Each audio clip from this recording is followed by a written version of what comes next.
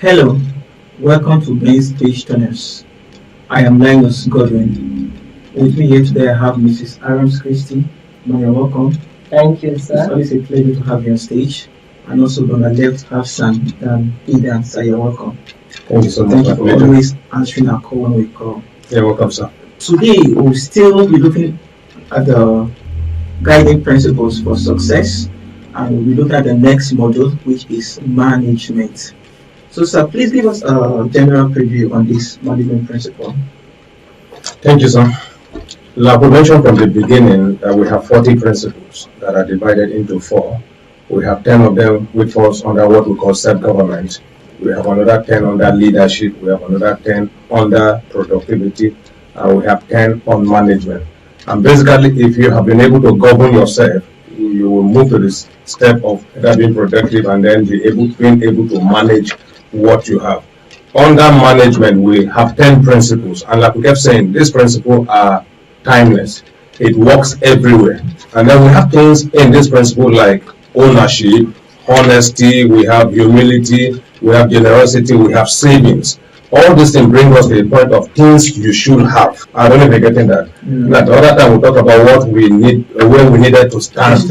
Now, in management, we're talking about things you manage what you have. It gives you a position of owning something. Like we talk about ownership. In honesty, people should have. So basically, it has to do with what we possess that people can see and can help us to actually succeed in life. And I'm telling you, they are life transforming if we take the time to follow how it is arranged.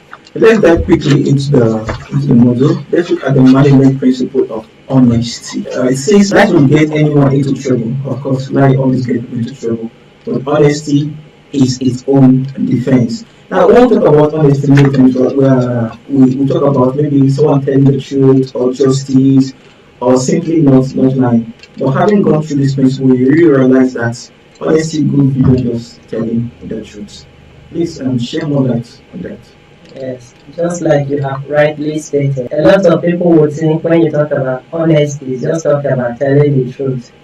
But seriously, honesty goes beyond telling the truth. Honesty simply means being real, being genuine, being who you are, accepting the fact that this is who or what I am and living by that. When you meet an honest person, you respect the person because everything he says, everywhere he enters, whatever he does, people agree with him. People, even when he's going the wrong way, that is his way of doing it. People knew, if I know that this person will not give me results, and honestly that is his person, I will know how to relate with the person. I will know what assignment I will be able to give to the person. But for someone who pretends I can give results and then the responsibility is given and he did not deliver, that person can be termed to be a liar. It's not an honest person. So honesty is all about being real, being genuine, exhibiting and accepting the fact that this is what I am, and anywhere, anytime, if I say this is black, go and come. At any moment, you'll find out that this is actually black and not white. Thank you very much, ma'am. So it looks as if this virtue is being lost in our present time, being honest, because it's as if when we act in honesty, we have a lot to lose. People tend to profit more or to prosper when they are being dishonest. So it's not looking as if honesty doesn't have any benefits. What would you say is the benefit of being honest? Yeah, thank you, Mr. Linus. I think I like what you said about honesty being real. It has to do with sincerity. I've been privileged to move from the town towards Sabo several times, and somebody is being called, "Where are you?" He said, "I'm very close." And this closeness is going to take some 30-40 minutes before you get there. Of course, he is close, but not as close as he meant in his heart. Sometimes somebody is at home and they're asking, "Where you were waiting for?" He said, "I'm on my way." Now, to some extent, actually, he wants to come, but he's still at home. If somebody knows that he's still at home, you know what happened? They will be relaxed and take time to wait for him. But when you tell somebody, "I'm on my way," it is possible they are thinking that in the next 1-2 minutes you are coming. And because you are not coming, it's going to affect many things. And by the time you come back very late, it's going to affect a lot of things we do. So one of the benefits of honesty, if you see it has several benefits. We have financial benefit, we have in divorce, in legal issue, in police and security. Now you will notice today, for instance, when it comes to police and security, it says those forces could be reduced in great number. There will be less crime, which in turn will bring forth a productive society. Now there is tremendous cost when people lie, cheat and steal. Now these things affect us, but when people tell the truth, it's when you tell me the real truth about what you have done, the level of anger we have probably will reduce. Even if I'm angry with you.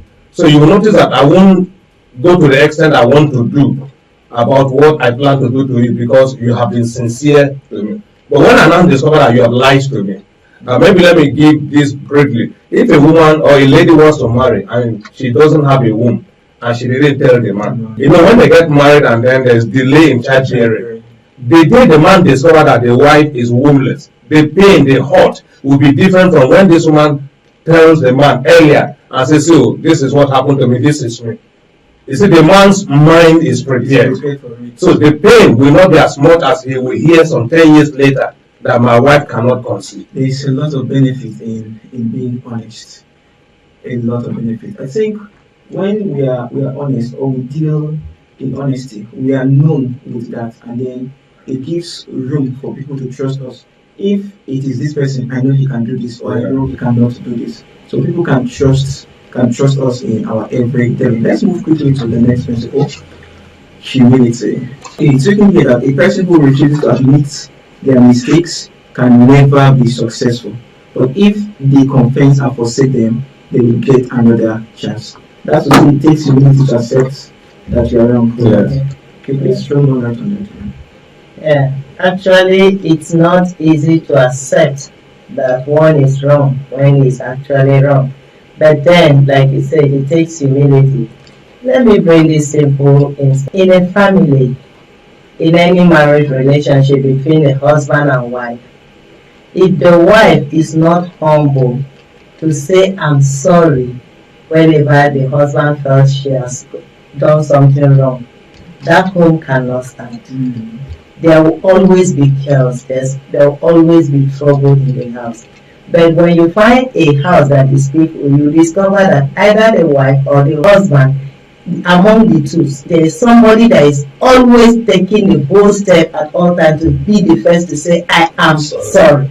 It does not matter. Some people will say it must be the woman who will always say, I'm sorry. Sometimes it's not like that. Yes, there are instances the woman is supposed to be the one. But where in a situation you marry the woman that finds it very difficult to say, I am sorry. It takes nothing for you, the man, to be the one taking the bold step. It makes you to be more matured. That is just what it shows, that you are a more mature person, you are more understanding. And so as soon as there is disagreement, you say, oh my dear, I'm sorry.